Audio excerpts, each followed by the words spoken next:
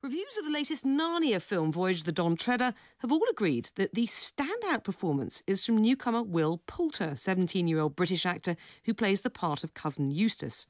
Poulter got his first break on E4's TV sketch show School of Comedy, in which adolescents take on the role of adult characters, including a dodgy estate agent, a foul-mouthed white van driver and a Polish plumber.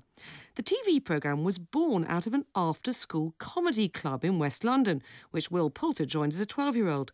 The club, which is now open to children from the ages of 8 to 18, is run by 2 drama teachers who are hoping to expand the idea nationwide. I went to meet them and their pupils after the end-of-term show. Hello, I'm Rachel and I'm 9 years old. Now, you did a sketch where you pretend to be the Home Secretary, Theresa May. Did you know who Theresa May was beforehand? No, actually I didn't at first. I hadn't even heard of her. I just think it gives you so many, ideas of how to be a comedian. It's so fun. I'm kind of, showing that Michelle Obama's, she's good, but we're kind of making fun of her new sport thing. I'm Michelle LaVoyne Robinson Obama, and sure, I'm First Lady of the United States, a busy mom and a hot wife. The School of Comedy was set up 5 years ago by a drama teacher inspired by the film Bugsy Malone. She decided to take a group of pupils to the Edinburgh Festival, where they were spotted by a TV executive and have now produced 2 series. Some of the material is written by the pupils themselves, the rest by comedy writer Barunka O'Shaughnessy. I spoke to her, drama teacher Tara Carr, and the school's creator, Laura Lawson. I just think they feel so liberated when they're sort of empowered to take the mick out of adults, if they're given that freedom to say, right, go out there, show us any adult out there that makes them laugh the way they see them through their eyes, and then they're allowed to show us that. Right, now we're going to try the most hallowed of Van Men techniques, the lucky shout. You see a bird with an inanimate object and you comment on how lucky that said object is, right? I don't get it. Well, I'll demonstrate, okay? Okay, you see a woman on a bike, right? And you shout, "Lucky saddle!" Oi, yes! Get it? Tara, how does it work in your classes? I mean, do you give them material or do they write their own stuff? Bits of both. We have material from Barunka that she'll come in and watch them workshop sketches, and she'll write sketches up.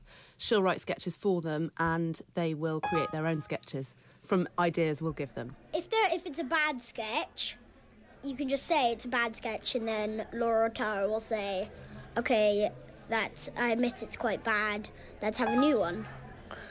Because some of them they won't go with kids, they might go with adults, but maybe not kids. So today they've been doing date sketches. They were going on dates. And how old are these kids? 8.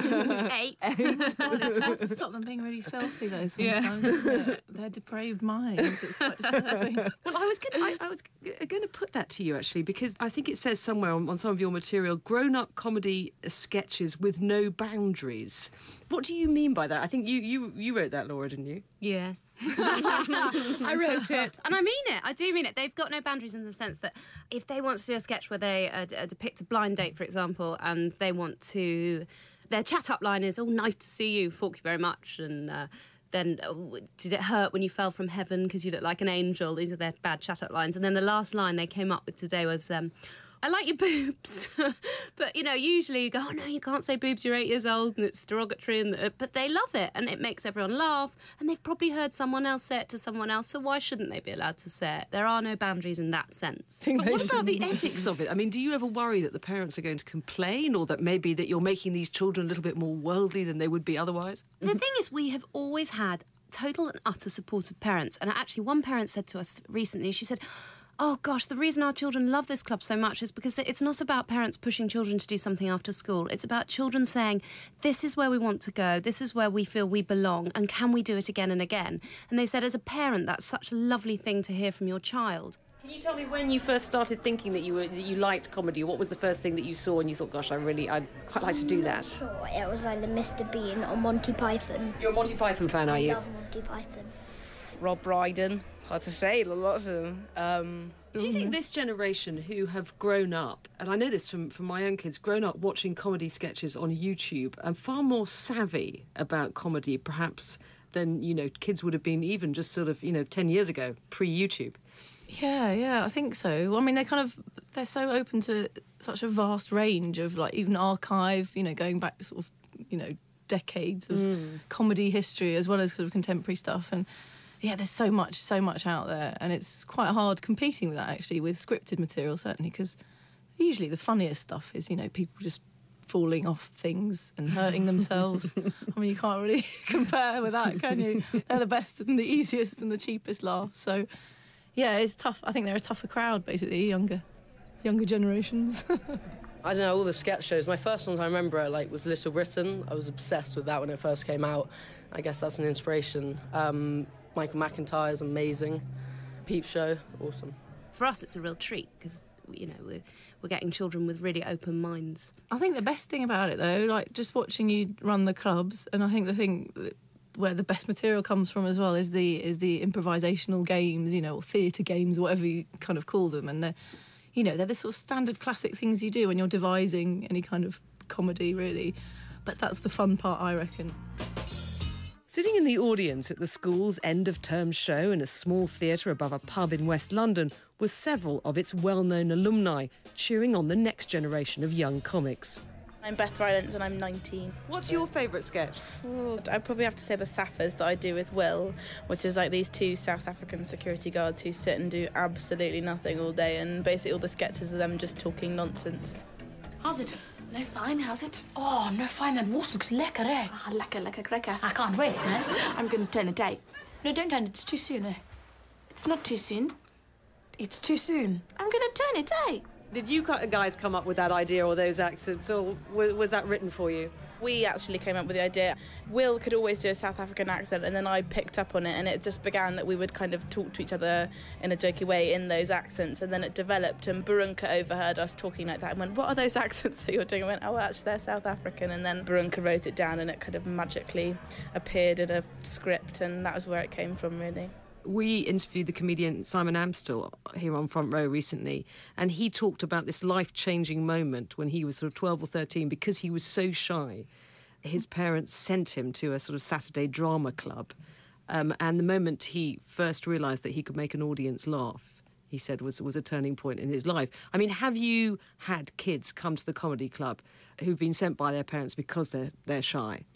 Yes, I think that's definitely what's emerging the past few years. Parents have said to us, we cannot thank you enough for what you've done for our child.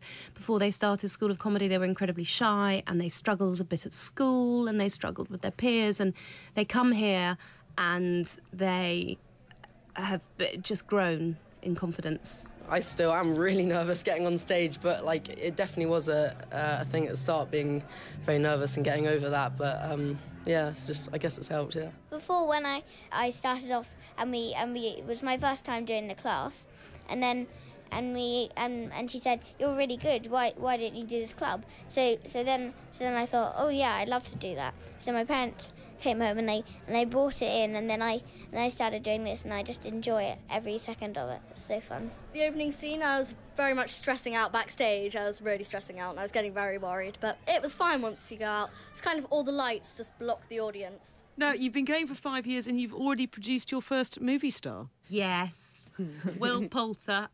He was 10 when I met him, tiny little 10-year-old, and already incredibly talented. He just had it, that thing, that magic you see. And I was teaching him at school, and then I started these after-school clubs, and he was too young to star in the original cast. So I'll never forget him saying, "Oh, when I reach 12, may I possibly join?" And I said, "Of course you can join." Anyway, he reached 12, he joined, and he found his feet, and he became incredibly confident, and he was the youngest. And one day a casting agent actually came round and said, "Oh, I'm looking to cast Son of Rambo. Do you have anyone?" And I said, "You've got to meet Will." And he always tells the story. He was in a lesson, and I, as a very unprofessional teacher, ran to the window of his maths lesson with a banner saying, "Are you free at 4 for an audition?" He was like, "Why would I'm in a lesson?" Look, I'm sorry, okay? It was better when it was just us two.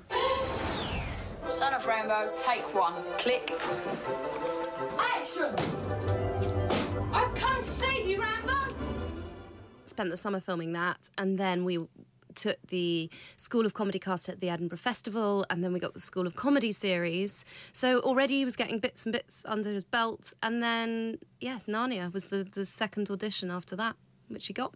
I know you've got plans to expand. You've got 2 new clubs opening in other parts of London. Have you got plans to expand to outside the capital? Yes, absolutely. We're opening 2 new clubs in January in London, but by the middle of next year, we are hoping to be expanded to Liverpool and Manchester.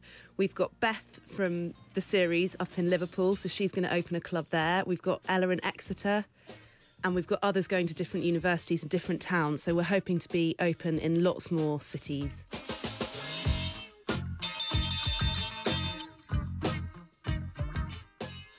School of Comedy, and there are more details about that.